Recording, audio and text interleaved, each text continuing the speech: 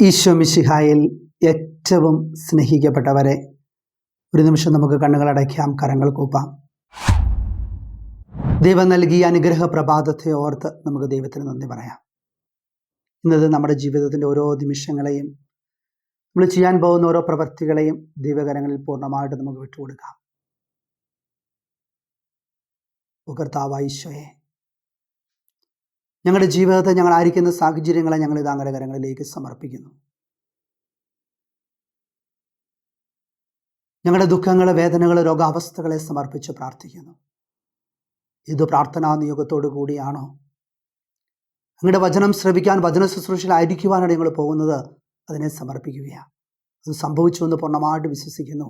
ഞങ്ങളുടെ വചനം ശ്രവിക്കുവാൻ ഞങ്ങളുടെ മനസ്സിനെയും ശരീരത്തെയും അവിടുന്ന് ക്രമപ്പെടുത്തണമേ, അനുഗ്രഹിക്കണമേ. ആമേൻ. സ്നേഹമുള്ളവരെ, നമുക്കറിയാം ഇന്ന് നമ്മുടെ ഏറ്റവും വലിയ ഒരു കാര്യം എന്താണെന്ന് ചോദിച്ചാൽ, നമുക്കൊന്നിനും സമയമില്ലാത്തൊരു ലോകത്തിലാണ് നമ്മൾ ജീവിക്കുന്നത്, അല്ലേ? അപ്പോൾ നമ്മൾ എപ്പോഴും മാറ്റിവെക്കുന്ന ഒരു കാര്യം എന്താണ്? പ്രാർത്ഥന, അല്ലെങ്കിൽ ബൈബിൾ വായന. അങ്ങനെ ദൈവികമായ കാര്യങ്ങളെല്ലാം നമ്മൾ അങ്ങോട്ട് പതുക്കെ മാറ്റിവെക്കും. കാരണം ദൈവം ഇതെല്ലാം കാണും എന്നുള്ള ഒരു ബോധ്യത്തോടു കൂടി. അപ്പോൾ ഇന്നത്തെ വചനം വളരെ കൃത്യമായിട്ട് നമ്മളെ ഓർമ്മപ്പെടുത്തുന്നത്, നമ്മൾ അതിനെക്കുറിച്ച് പഠിക്കുന്ന ഒരു ദിവസം നമുക്കറിയാം ചിലർക്ക് ജോലി ചെയ്ത് വരുമ്പോഴത്തേക്ക് നമ്മൾ ലേറ്റാവും. എങ്കിലും ഒരു 10 മിനിറ്റെങ്കിലും ദൈവസന്നിധിയിലായിരിക്കുവാനും ദൈവത്തോട് പ്രാർത്ഥിക്കാനും ഒക്കെ ആയിട്ട് നമുക്ക് സാധിക്കണം. അതൊക്കെ എനിക്ക് തോന്നുന്നു എല്ലാവർക്കും സാധിക്കുമെന്നാണ് തോന്നുന്നത്. ഞാൻ കുറേ മണിക്കൂറുകളൊന്നും ഇരുന്ന് പ്രാർത്ഥിക്കുവാനായിട്ട് പറയണില്ല. 10 മിനിറ്റെങ്കിലും ഒക്കെ നമ്മൾ അല്പസമയം ദൈവത്തോട് നന്ദി പറയാനായിട്ട് നമ്മൾ സാധിക്കണം. അല്ലെങ്കിൽ കുറച്ച് കഴിയുമ്പോൾ നമ്മൾ ഓർക്കും, നമ്മൾ എന്തൊക്കെയോ കാര്യങ്ങൾ ചെയ്തു, അതൊന്നും വലിയ ഫലം ഉണ്ടാക്കിയില്ല എന്ന് നമുക്ക് തോന്നും. അതിനെക്കുറിച്ച് സഭാപ്രസംഗൻ്റെ പുസ്തകം 2-ാം അധ്യായം 11-ാം തിരുവചനം പറയുന്നു, പിന്നെ ഞാൻ ഉണ്ടാക്കിയവയെയും അതിനുവേണ്ടി ചെയ്ത അധ്വാനത്തെയും ഞാൻ നിരൂപണം ചെയ്തു.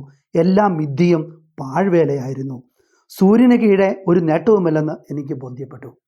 അപ്പോൾ നമ്മളറിയാം, നമ്മൾ ദൈവത്തിന് പ്രാധാന്യം കൊടുക്കാതെ നമ്മൾ ലോകത്തിൻ്റെ കാര്യങ്ങളെ നേടിയെടുക്കുവാനായിട്ട് തന്നെ നടന്നാൽ കുറച്ച് കഴിയുമ്പോൾ നമുക്ക് തോന്നും, ഞാൻ എന്തൊക്കെയോ ചെയ്തു, പക്ഷേ അതിലൊന്നും ഒരു സന്തോഷം കണ്ടെത്താനായിട്ട് നമുക്ക് സാധിക്കുകയില്ല. ഒരു സ്നേഹമുള്ളവരെ, നമ്മൾ ചെയ്യുന്ന ഓരോ പ്രവർത്തി, നമുക്ക് ഒത്തിരി തിരക്കുള്ളവരുണ്ട്. ആ തിരക്കിൻ്റെ സമയത്തും ആ തിരക്ക് ഈശോയോടൊപ്പമാക്കി നോക്കുകയും അല്പസമയം ഒന്ന് പ്രാർത്ഥിക്കുവാനായിട്ട്, നമ്മൾ ജോലിക്ക് പോകുന്നതിന് മുമ്പ് 2 മിനിറ്റ് ഒന്ന് പ്രാർത്ഥിച്ചു. അത് ജോലി കഴിഞ്ഞാൽ നമ്മൾ കാര്യങ്ങൾ കഴിഞ്ഞ് തിരിച്ചു വരുമ്പോൾ 10 മിനിറ്റ് ദൈവസന്നിധിയിലായിരിക്കുവാനും പ്രാർത്ഥിക്കുവാനും ഒക്കെ സമയം കണ്ടെത്തി കഴിഞ്ഞാൽ, സ്നേഹമുള്ളവരെ, നമ്മുടെ ജീവിതം വലിയ അനുഗ്രഹമാവും. നമ്മൾ ചെയ്യുന്ന എല്ലാ നേട്ടങ്ങളിലും ദൈവത്തിൻ്റെ അത്ഭുതകരമായ ഇടപെടലുകളുണ്ടാകും. ആ നേട്ടമെല്ലാം എൻ്റെ ജീവിതത്തിൽ ഞാൻ ചെയ്ത കഠിനാധ്വാനത്തിൻ്റെ ഫലമാണെന്ന് വലിയ ബോധ്യത്താൽ നിറയുവാനും അനുഗ്രഹം പ്രാപിക്കാനായിട്ടൊക്കെ നമുക്ക് സാധിക്കും. അതിനായിട്ട് ഈശോനാഥൻ നമ്മെ എല്ലാവരെയും അനുഗ്രഹിക്കട്ടെ. നമുക്ക് പ്രാർത്ഥിക്കാം.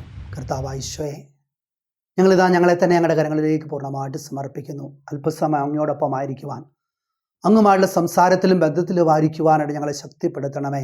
ആ വിശ്വാസത്തിലേക്ക് ഞങ്ങളെ കൈപിടിച്ച് നടത്തണമേ, ഇപ്പോഴും എപ്പോഴും എന്നേക്കും. ആമേൻ. Press the bell icon on the YouTube app and never miss another update.